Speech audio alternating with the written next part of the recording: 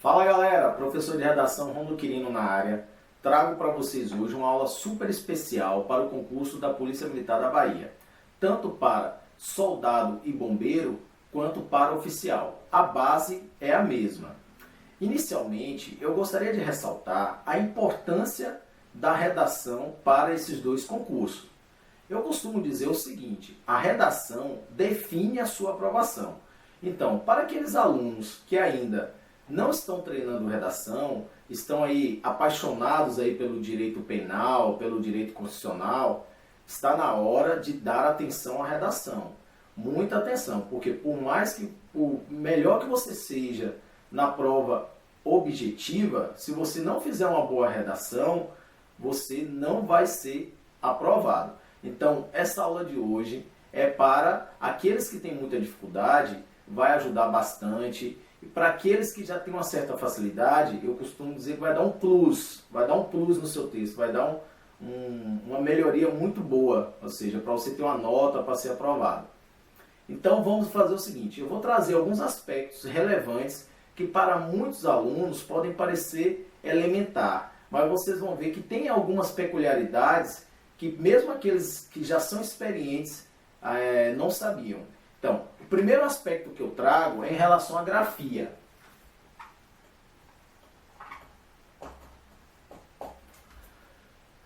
Professor, é o seguinte, que letra eu devo usar?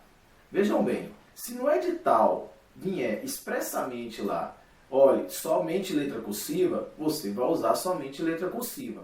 Agora, quando o edital não vem dizendo qual tipo de letra, fica a seu critério de usar tanto a letra cursiva quanto a letra de imprensa. No caso desses dois concursos, não vem dizendo nada sobre isso nesse edital, então fica o seu critério. Agora, se você vai usar a letra de imprensa ou a letra cursiva, é importante que você marque quais são as maiúsculas e quais são as minúsculas. Então vamos lá ver o que é uma letra cursiva e o que é uma letra de imprensa. Vamos pegar, por exemplo, a letra A. Esse A é o A maiúsculo de imprensa. Qual é o A referente minúsculo? Bom, aqui nós temos o A maiúsculo de imprensa e o A minúsculo. Qual é o erro que o aluno comete? Ele faz, muitas vezes, escreve todo com a letra de imprensa e ele acha que está marcando a diferença entre um e outro. Na verdade, ele faz esse A minúsculo, esse A menor, achando que é o A minúsculo. Então, fiquem ligados. Esse aqui que é o A minúsculo. E a letra cursiva? Esse A é o A maiúsculo da letra cursiva e esse A é o A minúsculo. Outro erro que o aluno comete, ele mistura os dois tipos de letras. Ou seja, mistura a letra de imprensa com a letra cursiva. Agora, se você faz um texto muito bem elaborado, com boas ideias, um texto com coesão e coerência, com os conectivos bem organizados, bem colocados no texto, você não vai perder muitos pontos por causa da letra. Agora, tem que ser uma letra inteligível, uma letra que seja fácil de ler. E eu vou logo dizendo, quem tem muita dificuldade de escrever, quem tem a letra está muito feia, igual a minha, por exemplo, treine em melhorar a letra. Por quê? Um corretor, geralmente, ele tem ali 50, 70, 100 redações ali por dia para corrigir. E em determinado momento você já está cansado. Então, assim, quando você vê uma letra melhor de ler, porque tem letra que eu corrijo várias redações, tem letra que você fica adivinhando o que o aluno quer dizer. Isso é péssimo para o corretor, então facilite a vida do corretor. Valeu? Vamos agora para outro aspecto, que é em relação à rasura. Bom, a rasura, super simples. Imagine que você vai escrever a palavra carro e sem querer coloca caro. O que você vai fazer? Apenas passar um traço e escrever a palavra logo em seguida da forma correta. Não vá ficar borrando o texto todo, nem colocar um parêntese. Eu já vi muitos fazendo isso aqui, colocando um parêntese. O que você está fazendo? Ressaltando o seu erro, porque o parêntese é para dar um realce. Então você é apenas isso, passar um traço e escrever a palavra logo em seguida. E quando for sigla, como eu devo usar? Bom, quando for sigla, você deve escrever as palavras e logo em seguida você coloca a sigla entre parênteses. Dessa forma, imagine que eu queira escrever a palavra as palavras Organização Mundial de Saúde. Aí eu vou colocar aqui, ó, Organização Mundial de Saúde. Aí eu vou colocar entre parênteses OMS. Quando você precisar, ou se você precisar escrever novamente essas palavras, o que vocês vão fazer? Apenas repetir a sigla sem parênteses, sem nada. Então, o que eu vejo muitos alunos fazendo? Uma sigla que é conhecida, o IBGE, por exemplo, que é uma sigla que é bem conhecida. Ele não escreve o que é o IBGE, que ou seja, Instituto Brasileiro de Geografia e Estatística. Ele coloca logo a sigla. Isso está errado, viu? Muita atenção nisso aí.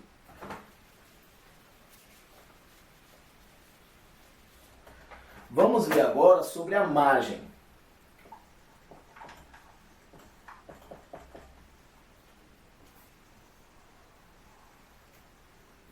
Eita, margem bonita, né? Bom, a margem. Vocês têm que deixar um espaço do início da margem, do início do parágrafo, de mais ou menos 1 a 1,5 centímetro. Como é que eu marco isso aí? Se for homem, coloque um dedo. Se for mulher, geralmente tem um dedo mais fino, coloca 2 dedos. Você tem que ter uma média, não tem uma regra de 1, de 1,5, 2. Isso é bom senso. Agora, desde que o espaço que você deixar aqui no início, você deixe nos outros parágrafos, para ter uma linearidade. Então, simplesmente isso aí. E quando eu chego no final da outra margem, eu chego no final da linha, imagine como é que eu faço essa translineação, essa passagem de uma linha para outra. O ideal é quando você já for chegando próximo da linha, você marcar a distância, para você não precisar dividir a palavra. Então, mas imagine que você precisa dividir. Aí você vai fazer o seguinte, imagina a palavra sapato. Você vai escrever o sa e continuar logo na linha seguinte.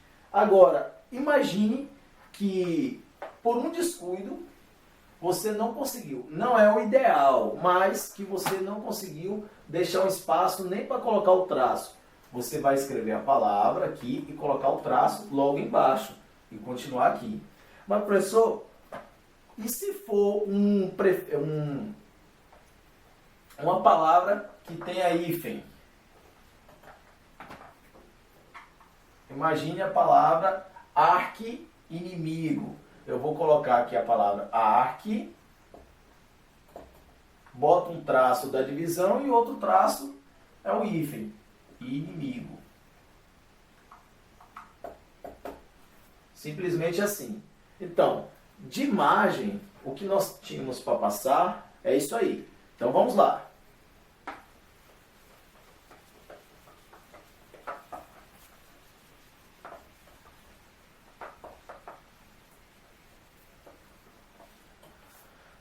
Vamos ver agora qual é o tipo de texto da redação. O tipo de texto é o que nós chamamos de tipologia textual.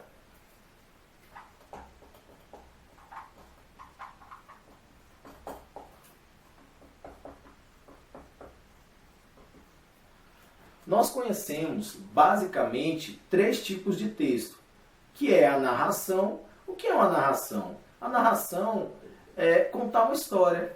Você tem ali a identificação de personagens, você tem um enredo, você tem clímax, é característica de conto de fadas, novelas e por aí vai.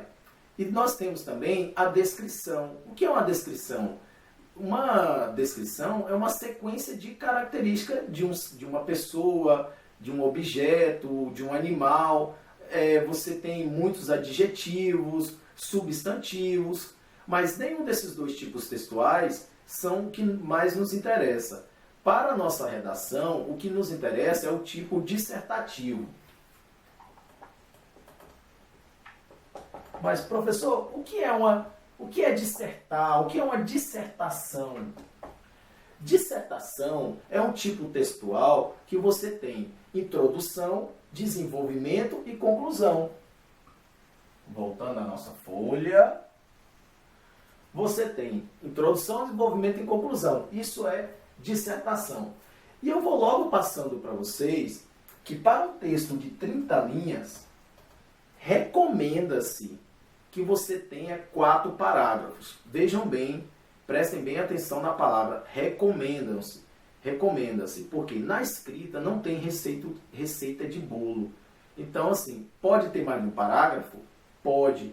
Pode ter mais de 4 parágrafos? Pode. Agora, recomenda-se que tenha 4, porque dá para você organizar o texto direitinho, as ideias, os argumentos. Então, por isso que a maioria dos professores orienta que para um texto de 30 linhas você tenha 4 parágrafos.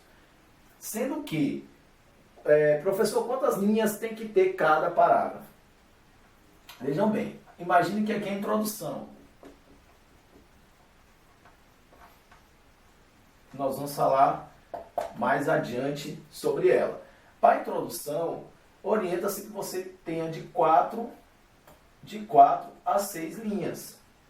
E que você tenha de 2 desenvolvimentos. Cada desenvolvimento desses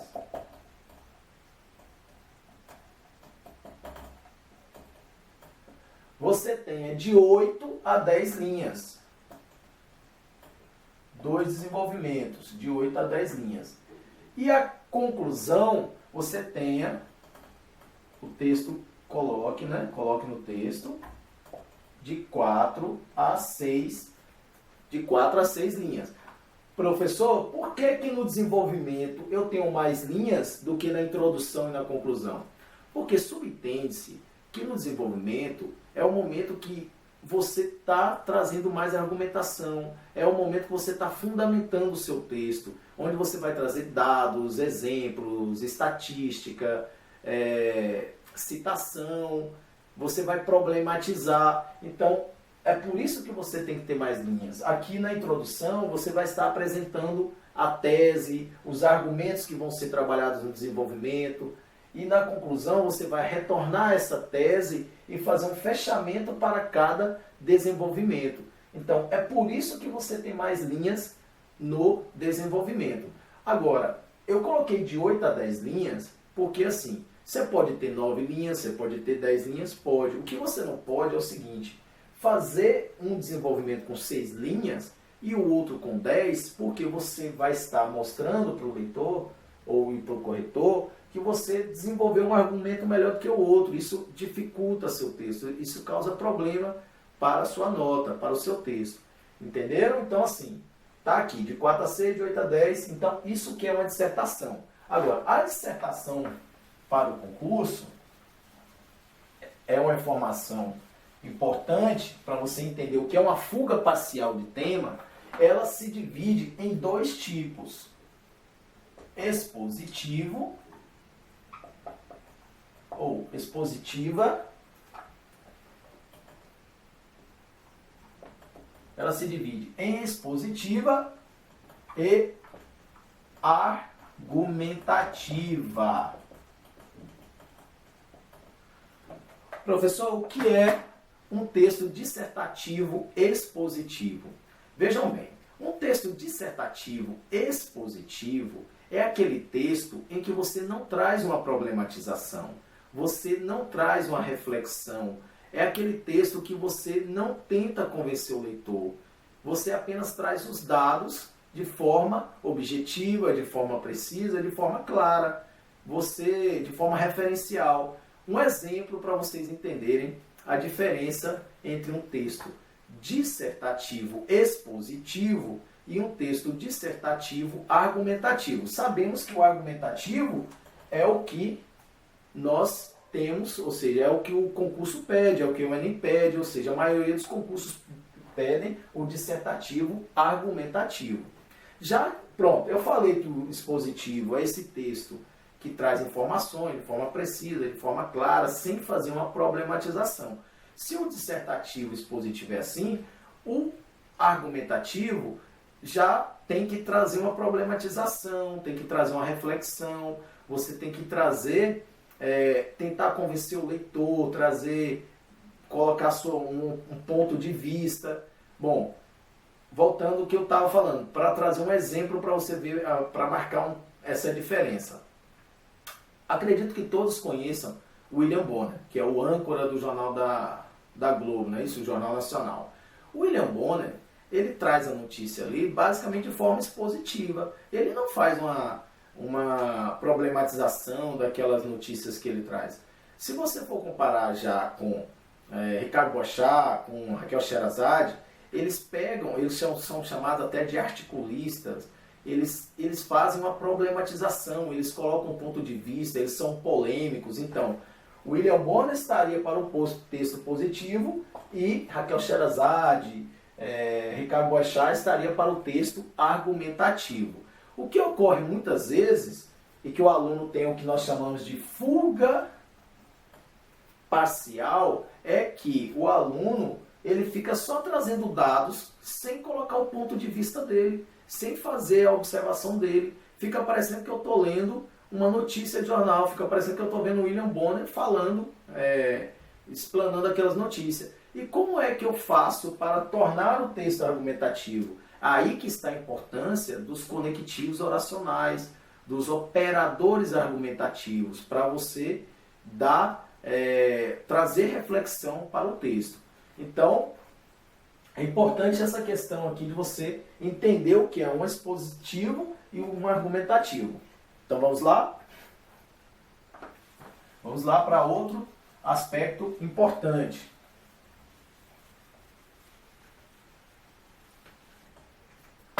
Outro aspecto importante é a função da linguagem do texto dissertativo.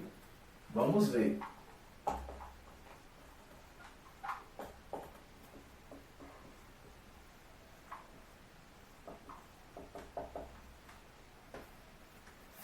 A função da linguagem do texto dissertativo, ela é denotativa. Foi o que eu acabei de dizer. A linguagem tem que ser de forma objetiva, precisa, de forma impessoal. E aí vocês que estão estudando, vocês vão ver que na redação oficial, esse critério de impessoalidade está até, uma das características da redação oficial. É esse critério de objetividade, de clareza, de concisão. Então, a função da linguagem do texto dissertativo, ela tem que ser denotativa, que é a mesma coisa de referencial, de objetiva, de precisa, tudo isso são sinônimos dela. Professor, e qual seria o...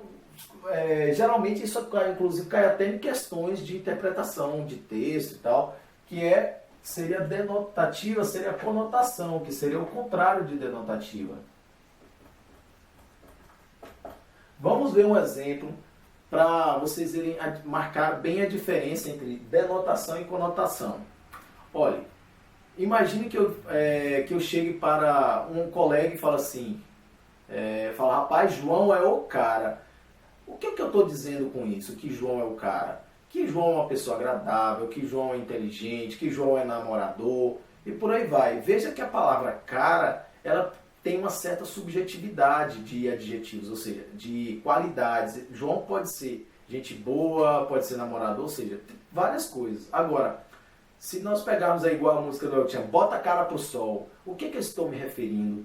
Cara pro sol nesse contexto aí, que é exemplo ridículo, né? Mas cara pro sol é a parte do corpo, essa parte aqui, não é isso? Então, cara aqui já não está mais no sentido denotativo. Aliás, cara no primeiro de que João é o cara, está no sentido conotativo. Agora, já quando eu digo bota a cara pro sol, eu estou no sentido denotativo, que eu estou me falando, referendo a cara pro sol, essa parte aqui. Claro que quando nós vamos para a música, tem várias subjetividades, por aí vai, né? E aproveitando que eu estou falando de subjetividade, muito cuidado na hora da redação com os termos subjetivos. Eu vejo vários alunos escrevendo O cara vem com uma ideia e coloca assim, dentre outros. Olha, não escreva essa palavra dentre outros, porque se você tem que dizer, diga na redação. Não escreva dentre outros, porque o que o corretor espera de você é que você traga informação ali de forma precisa, de forma clara, de forma objetiva. E você falar dentre outros, você está trazendo caráter de subjetividade. É a mesma coisa que ocorre com o etc. E já vou logo dizendo que etc, ou você usa etc, ou você usa 3 pontos, viu? Muita gente usa junto, isso está errado. Não deve se escrever isso na redação, não se deve colocar, porque vai trazer o caráter de subjetividade.